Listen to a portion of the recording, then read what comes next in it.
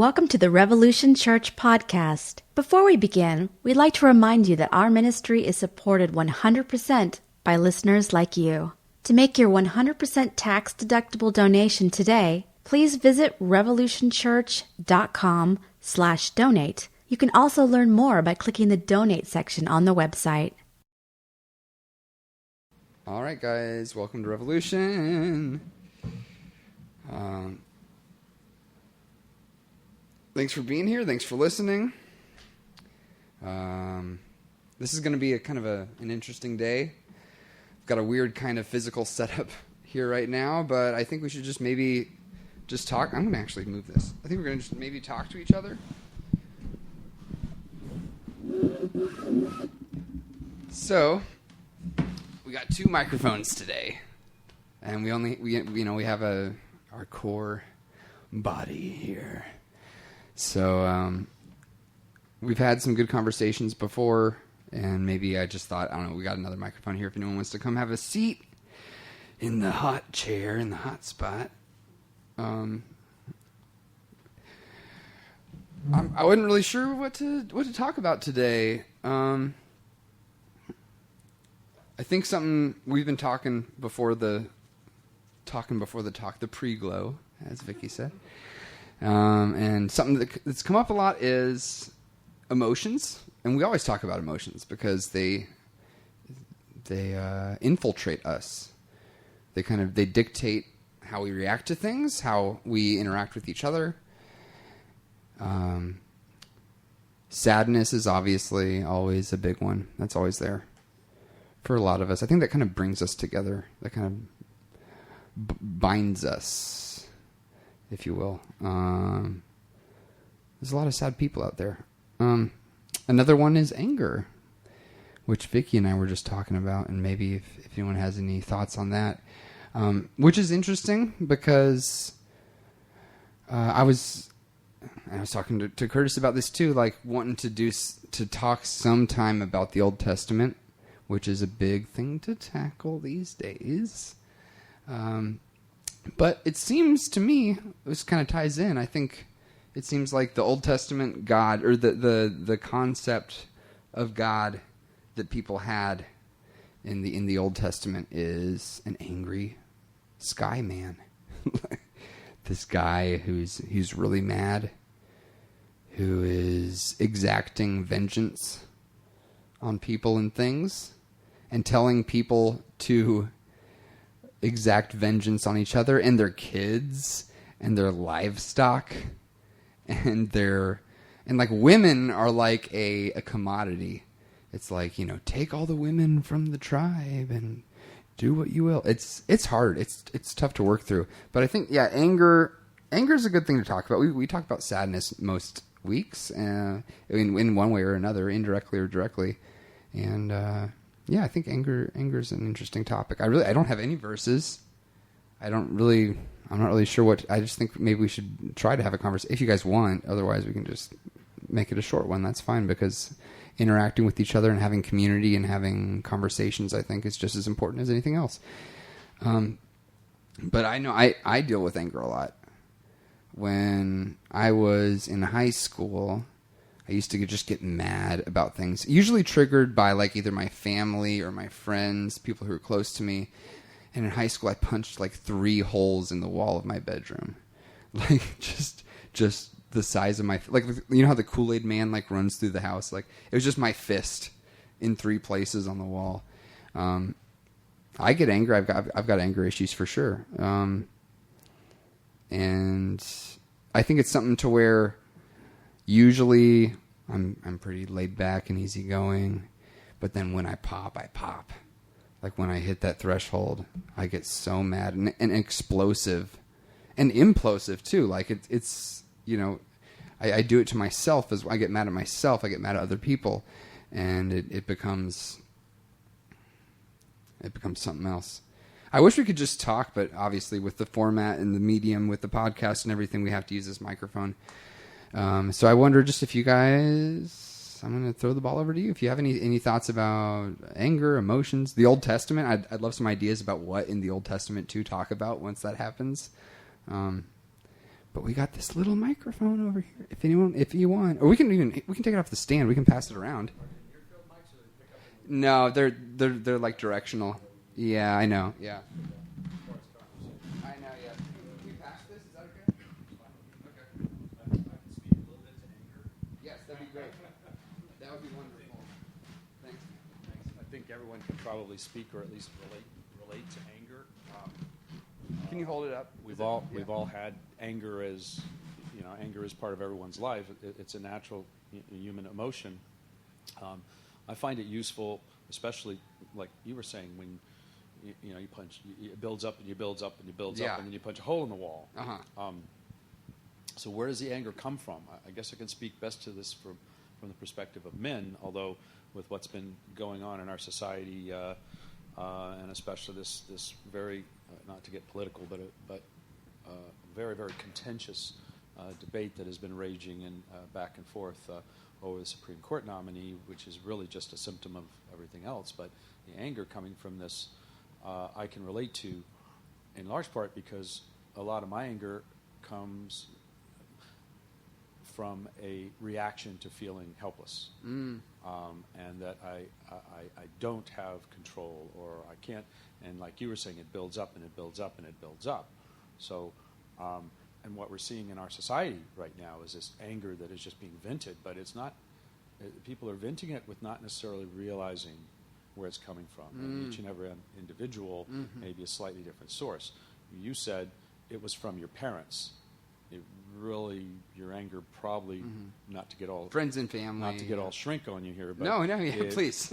Your anger is your anger. It really wasn't coming from your parents or anyone else around you, but it may have come from some sense of helplessness or hopelessness. Yeah, you're right. And feeling trapped in the situation that you're in. And I don't think any teenager can't relate to that sensation of feeling trapped. There's just some natural part of your growth and development as you become your own person and start to realize that, and then try to carve out being your own person out of whatever family system or situation that you're in.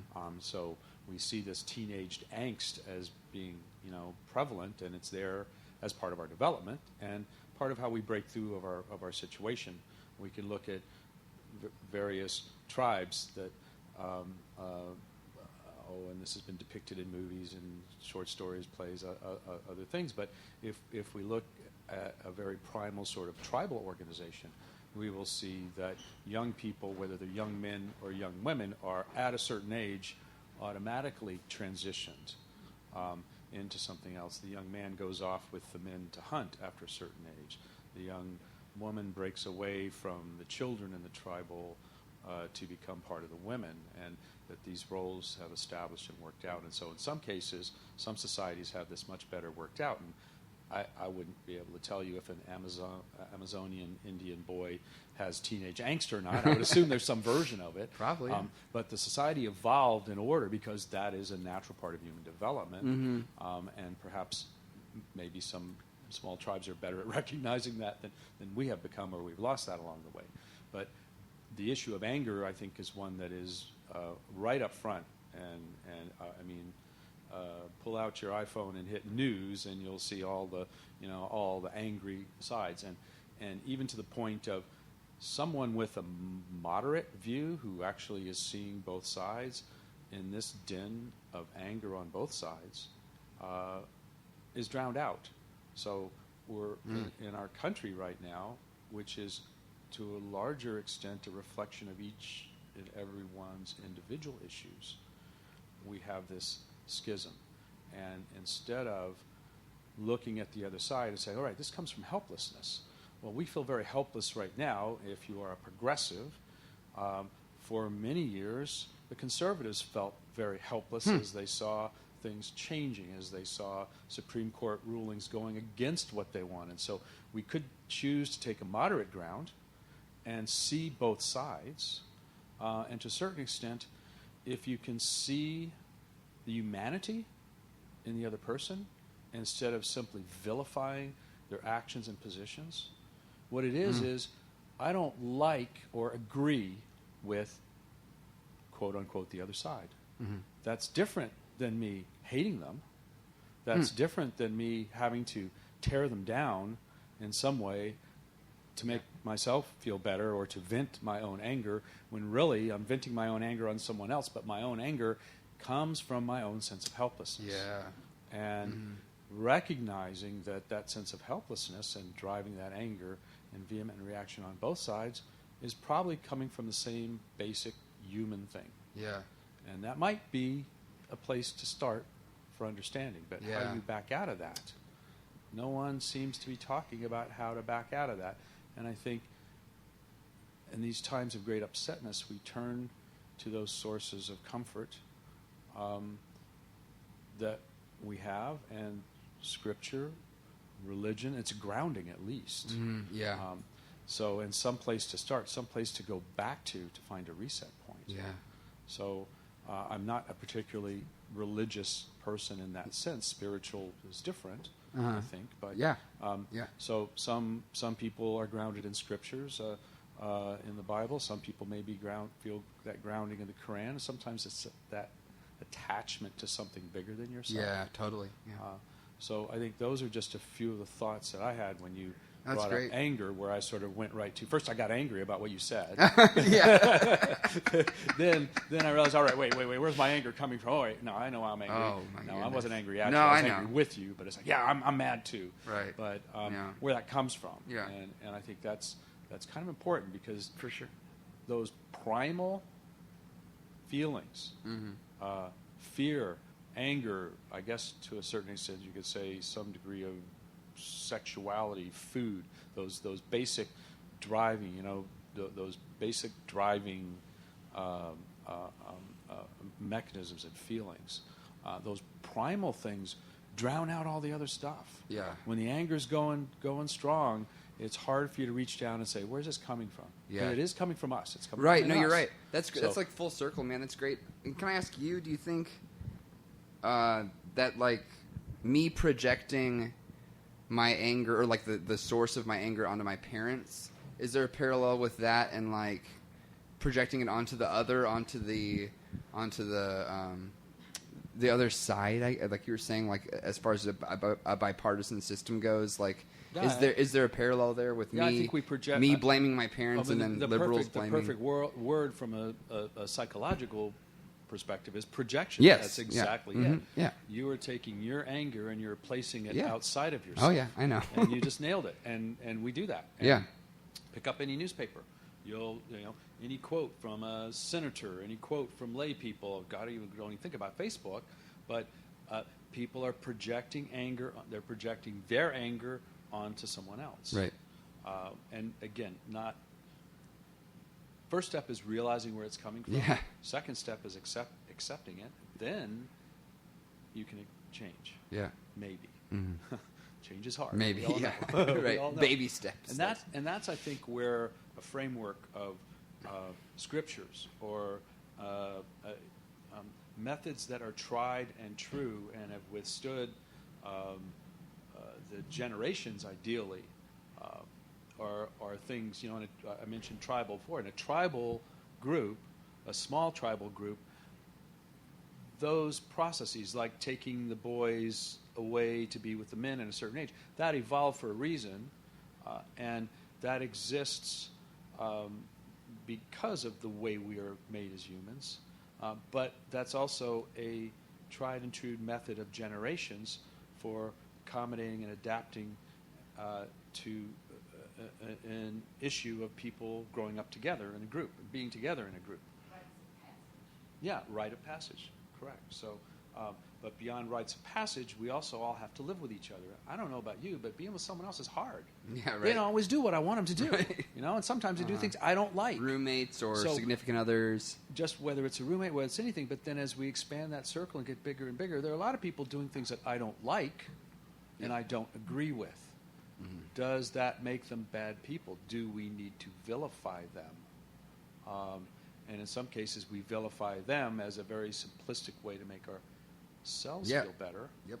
But that external projection of vilification of someone who doesn't do what you want or like isn't necessarily getting at the root of the problem And you can't fix somebody else, but you can change yourself. Or you can allow yourself to be the best you, accepting who you are. Yeah. Those things even that you don't like about yourself, but you can allow yourself to be the best you that you are. Yeah.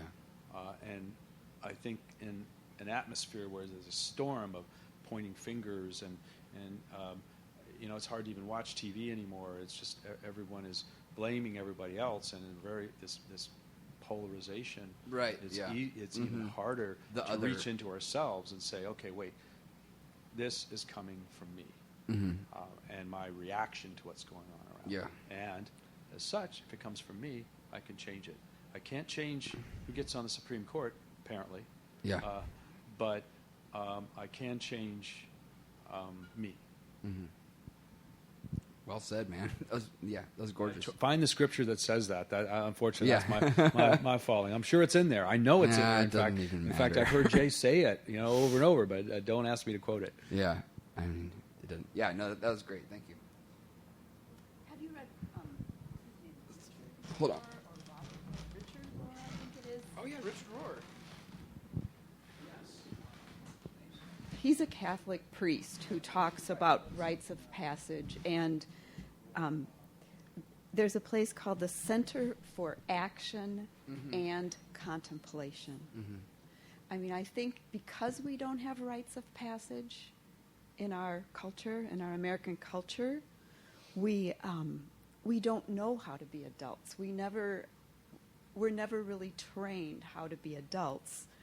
And part of being an adult is, like you said, facing the reality about ourselves and learning to be quiet, learning not to always respond. It's tough. It is tough. And learning to live with mystery and not accepting simplistic answers. Learning to live with paradox.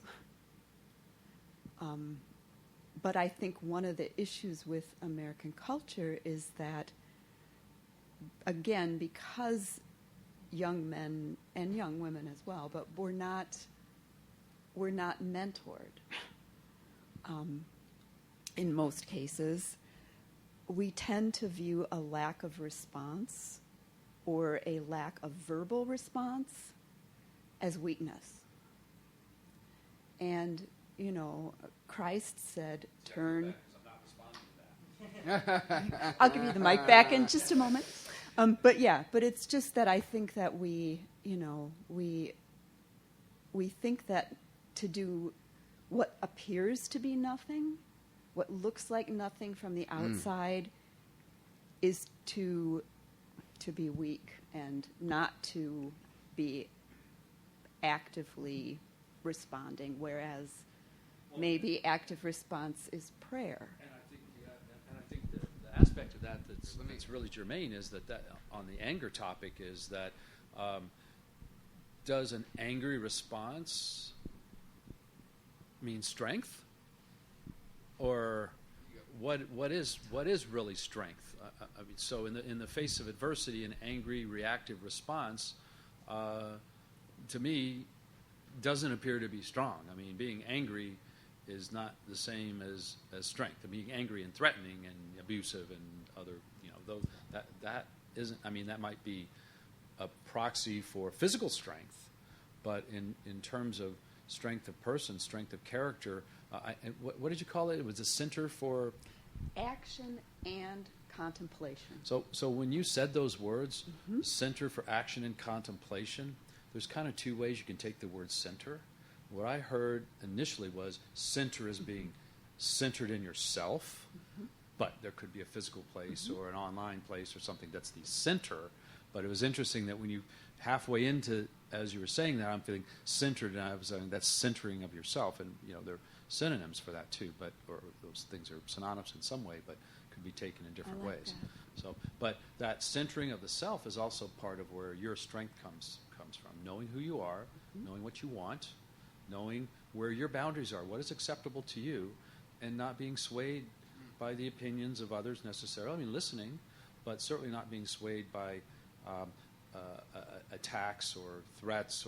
I mean, that for me, that's true strength is the true strength comes within you, and knowing who you are and what you want, being principled, whether those principles come through a structure of the Bible that's been there for thousands of years, or whether it just comes from what you know and feel is right. But you're absolutely right of listening.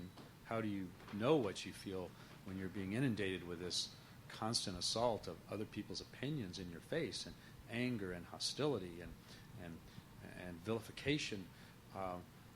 It's hard to find a quiet place to listen to what it is that you really want, and who you are, and what do you want, and what do you respect, and what do you want to emulate. Right. So how to be that best you that you are. But you're absolutely right. It starts by listening, pulling up a chair and looking into the abyss and just being quiet. Yes. And see not what the abyss says to you, but in that moment where you're staring in the abyss, what do you say to you? You would like Richard Rohr. I've read Richard Rohr. I was trying to remember the name. That's why I asked you the name of the book, because I've read, but it's a long time ago, and I don't remember any of the titles. So, but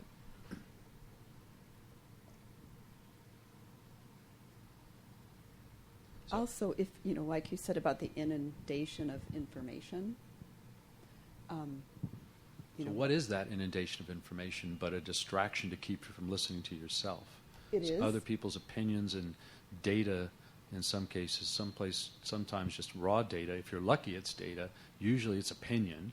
Data you can form your own opinions from. Raw opinion poised as truth isn't necessarily, and yes, we're inundated with all of that. Yes. And it's just noise. It distracts from what's important, at least in yourself. So it's hard to screen all that out. It's sometimes why you just want to turn the damn TV off and not listen. But on the other hand, you do want to know the opinions. I mean, this is tough when you feel like you should come from a place of principle in yourself. You should. At least my feeling is you should look at both sides of an argument, and this gets to that critical thinking and reasoning piece. If you're not in touch with yourself and you're just always reacting to what's presented in front of you at that moment, it's hard for you to get centered. It's hard for you to be a critical thinker, to really look at whatever's being shoved your way and say, wait a minute, does that make sense? Does that not make sense? Is it fact-based? Is it opinion? Is it emotion? How do I feel about it? And how might my feelings be coloring what truth really is? So in a time when we have terms called like alternative facts, right, we have to really... Yeah, I think truth is something... Well, truth actually is something that we could argue is culturally defined. Each culture or generation even may have its own version of the truth. I hate to muddy that up, but fact is fact. Truth might be an analysis of facts and coming to some conclusion about what is true. And I'm thinking about truth of fact, situation, environments, not necessarily the truth that the Bible might speak of, or that other at the heart of religious and thought. So at a time when even facts are under assault, it becomes even more important to have those critical thinking skills, to take what's being presented to you, reflect it internally to yourself and your core, and say, does this make sense? And understand what your opinions and emotions are and what truth is. And you can have different reactions to truth and fact. You can have an opinion about a truth or a fact. You're not entitled. Someone said, I forget who it was. Someone said you are not entitled to. You're entitled to your own thoughts. You're not entitled to your own facts.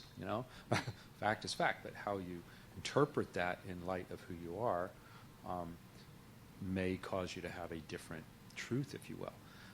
Then reflecting that right back that means someone else can come to a different conclusion. And this is the basis of part of it's misunderstanding when you don't understand that, but the basis of allowing somebody else to have a different opinion than yours, without it being threatening to you, or without having to react angrily or vilify that other person. It's okay not to agree with somebody else. It's not okay to vilify and denigrate that individual because they don't agree with you. It's not okay not only for them, it's not okay for you. It sets up this environment where you're projecting your anger and hostility, and you never get back to where it's coming from and solving your own issues of where your anger and hostility is coming from. In fact, if anything, it's a downward spiral, and it just magnifies that. At a national level, our president being able to say the things he says makes everyone feel that they can say those kinds of things and that it's okay. Some people agree that it's okay. I don't agree that that's okay. But others, obviously in our country, a solid third of the population agrees that that's okay. Well, I can get angry about it, and I do, but realizing where it's coming from is I don't agree. And when you start from that position to say, I don't agree, first of all, you're starting from yourself. In my thoughts and principled views of the world, I don't agree that this is the right way to proceed. But also diffuses saying, I don't agree. It doesn't mean they're doing something to me, although they may still be vilifying you.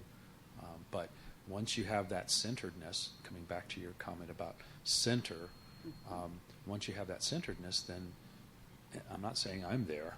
I'm saying that's where I want to be. But once you have that center, you can come back to that, and that's your rock, but it's in you, and it's who you are, including your faith, including those structures that support you, whether it's written scripture, whether it's interaction with close friends, a community, in a church environment and a non-church environment, but those things that nurture us and support us.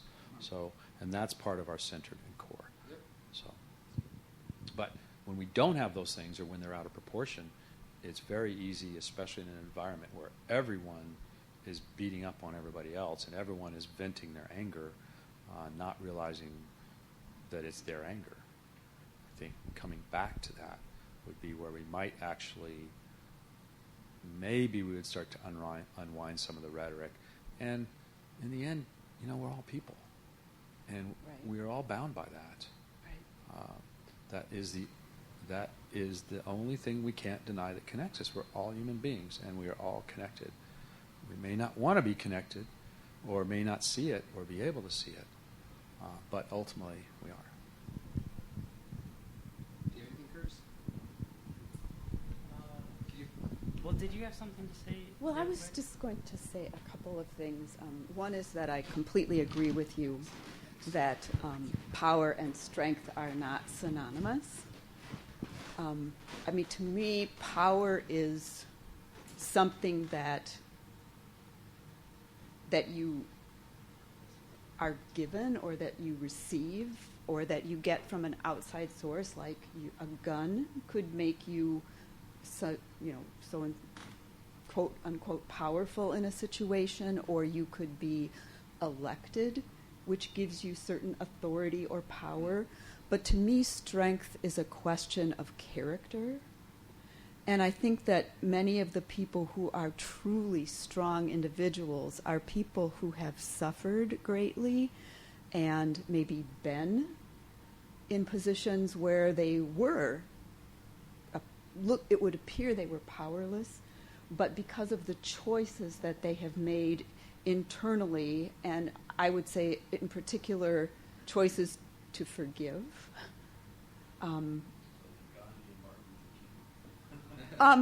Well, and I think there's other examples, but many times these people aren't visible, or they're not celebrities. We don't hear what they're saying, but they're living out their lives in such a way that they're people that I would feel comfortable trusting, because I would say that they're people who have character and who are living according to how Christ told us to live. The other thing I was going to say is, I think that when I was going to talk about the inundation of information, I read the New York Times, and I can't count. I don't think there's any articles that don't have a lot of words that are angry, condemning, and terrifying. Everything is a calamity. everything, if this happens, then the unthinkable will happen. And I think that is, thank you, I think that's, another source that causes us to feel deep anger, because it's portraying our life together as citizens and people as we're under attack from each other, is how it's presented. And I just think that's very dangerous. But I don't even know his name, but like he said, the answer, I think, is in that time, that quiet time with God and with Scripture, where we think deeply about what do we believe? Who are we? That's all. Oh, you have one. That's right. I have one back to you. It's fine.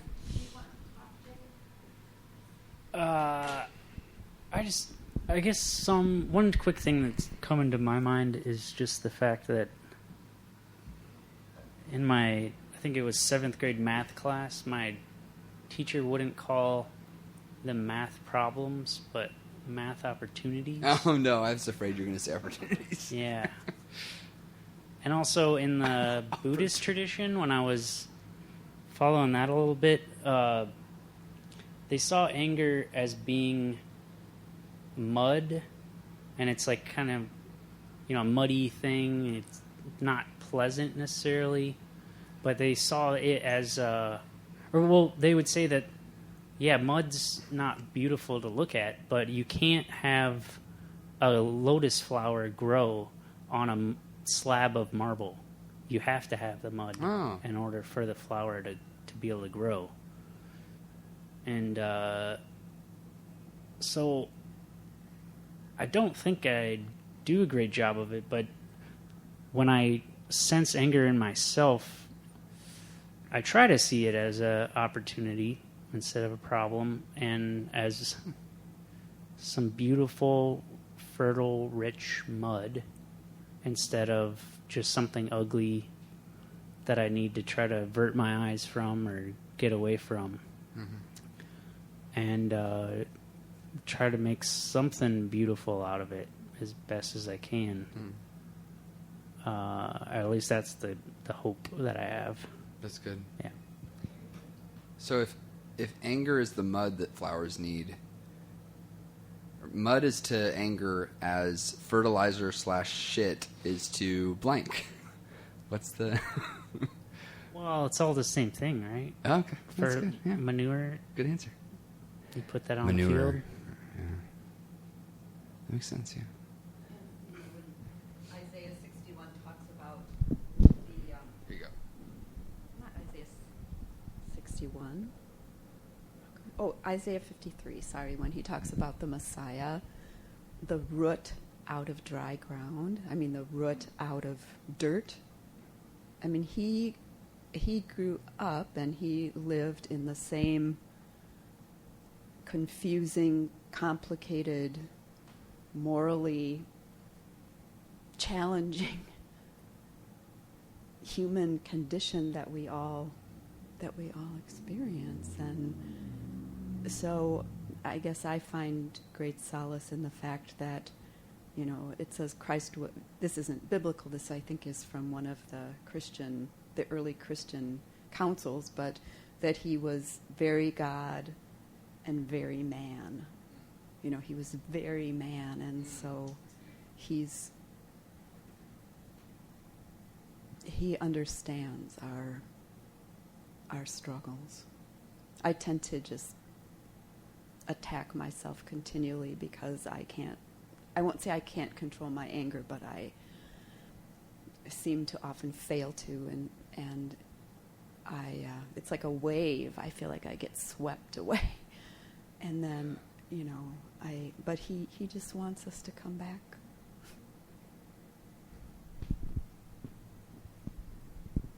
Maybe that's repentance. Mm-hmm. Yeah. It's like the prodigal son. Just coming back. Just come back, man. He's like, Dad, what can I do? How can I be your servant? Yeah. Mm-hmm. Yeah. It's a big part of anger too, is self-loathing. God. That's probably personally one of my biggest obstacles is self-loathing. Just hating myself. Every little thing. It's like, and this, I think we've talked about this before here too, but like, it's like, would you say, I know Jay, we've talked about this. It's like, would you say the things that you say in your head, would you say that to a friend? Would you be so critical to a friend or even someone you dislike? Would you say all these hateful, awful things to another person? No. Then why I don't know. And I'm not saying like, guys, here's how you should live life. I'm just saying that's something I need to remind myself is, like we say, accepting that you're accepted and extending grace to yourself and other people. It's hard. Any other? Well, it's like what Jay has said Here you go. several times. It's like what Jay has said several times, that he met someone who was willing to spend time with him and remind him that Christianity is based on grace, and then demonstrate what that meant. That it's not about what we do, it's about the fact that we're accepted. You can't earn the grace. Well, I guess I'll pray to a God that I'm not sure is there, but it's a ritual. It's nice. It's centering, honestly. Praying's nice, right? It's centering, I like to do it. It's a good practice. All right, let's. Thanks for people, God. You got that one right. Thanks for giving us each other. Because we're broken pieces that don't fit together perfectly, that can't stand on our own. So thanks for giving us each other. Thanks for bringing us here. Thanks for the idea of love and grace. You got that one right too. Thanks for people. Thanks for grace. Thanks for love. Help us be honest with each other. Help us help each other, because we can't do this by ourselves. I guess we need you. I guess we need each other. I guess we need love. Or else we'll just crash and burn, and no one really wants that for themselves, and we definitely don't want that for each other. So help us love each other. Help us be honest how we need to be loved and what we need. Amen. Thanks for listening, guys. Of course, because, this is a podcast. We have to say, if you'd like to donate, we'd appreciate it. We'd much rather have you than your money. But we all need money. I'm not good at it. I'm not good with money. All right, thanks for listening, guys. This has been Revolution.